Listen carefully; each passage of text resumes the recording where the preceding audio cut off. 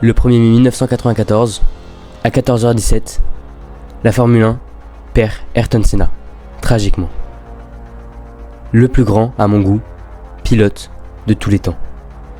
La vraie question n'est pas comment est-il mort, mais comment un pilote a réussi, en seulement 10 ans, à devenir plus qu'une légende, à devenir la référence absolue pour toujours.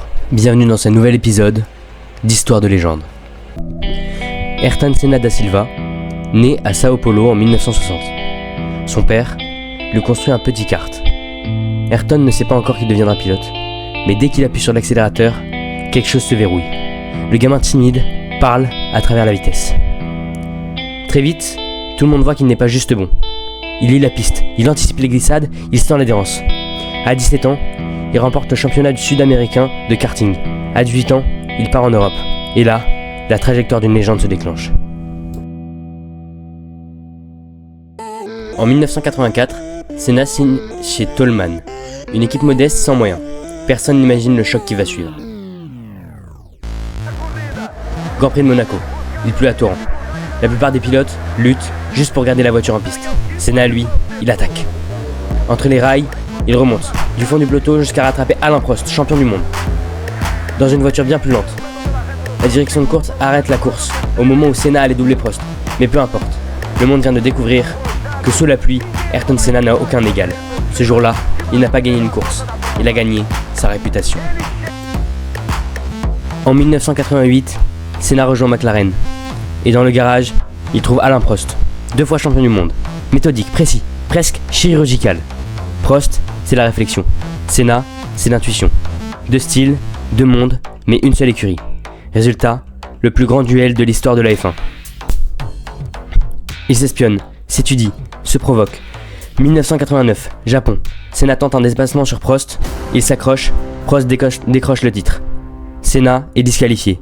1 an plus tard, même lieu, même virage, Senna percute Prost volontairement au départ et prend sa revanche. C'est violent, c'est dangereux, c'est historique. Mais derrière ce duel, il y a une vérité simple. Senna n'avait pas peur de perdre tout, tant qu'il ne perdait pas sa dignité.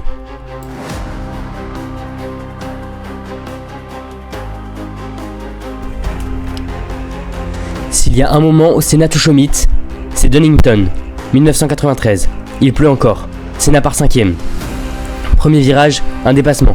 Deuxième virage, un autre. En 9 virages, il passe de 5ème à 1er, dans une danse contre les lois de la physique. Jamais aucune caméra, aucun pilote, aucun ingénieur n'a revu ça. Un tour comme celui-ci, on l'appelle encore aujourd'hui le meilleur tour de l'histoire de la F1.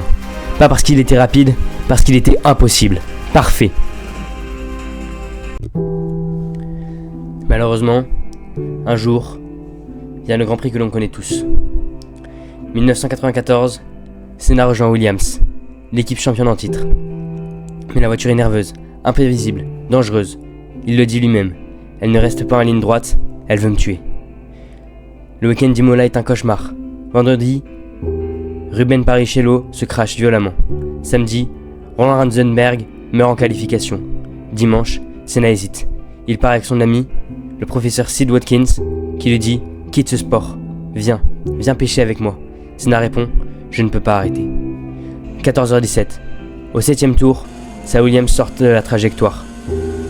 À Tamburello, un impact, un silence dans le monde entier. Ce n'est plus un pilote qui tombe, c'est une icône.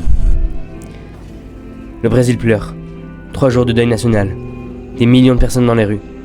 Parce que Senna n'était pas seulement un champion, il était un symbole d'espoir. Un homme qui finançait anonymement des écoles, qui n'oubliait jamais d'où il venait. Aujourd'hui encore, chaque jeune pilote qui met un casque part de lui.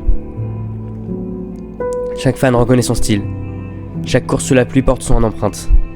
Ayrton Senna n'a pas seulement dominé la Formule 1, il l'a transformée. Ayrton Senna est mort à 34 ans, mais il n'a jamais vieilli.